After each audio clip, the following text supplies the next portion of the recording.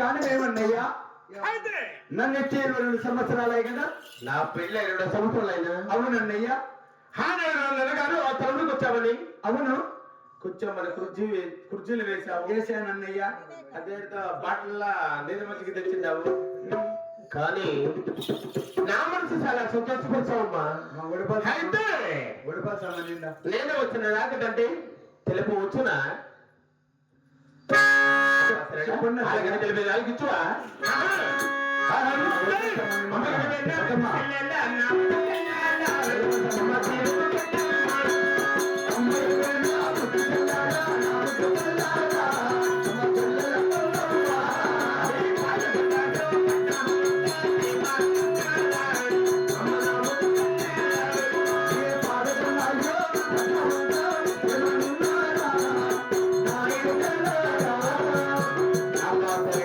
అన్నయ్యా, పాలగొండపురి పట్టణము.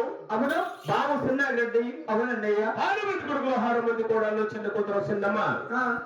ఎల్లరూ సేమమ్మా. ఎల్లరూ సేమగానే ఉన్నారన్నయ్య. అయితే నేను వచ్చిన రాకటి ఏమంటే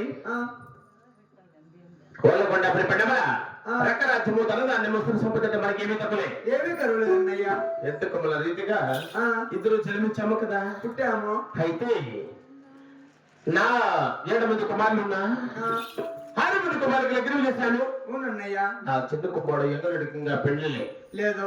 అందువలన ఎవరో మీ ఊరు కాపు వాళ్ళు మీ తల్లికి కదరదేవుడు ఊరాలో కాడుపాలు జన్మించిందని చెప్పగా, కానీ నీ చిన్న కూతురు చిన్నమ్మని చూడ్డానికి వచ్చాను. సరేనా అడగడానికి వచ్చినా అన్నయ్య? మరి నా చిన్న కూతురు చిన్నమ్మని అడగడానికి వచ్చాను, చూడడానికి వచ్చాను అంటున్నావా అన్నయ్య? మన ఆలకించన్నయ్యా.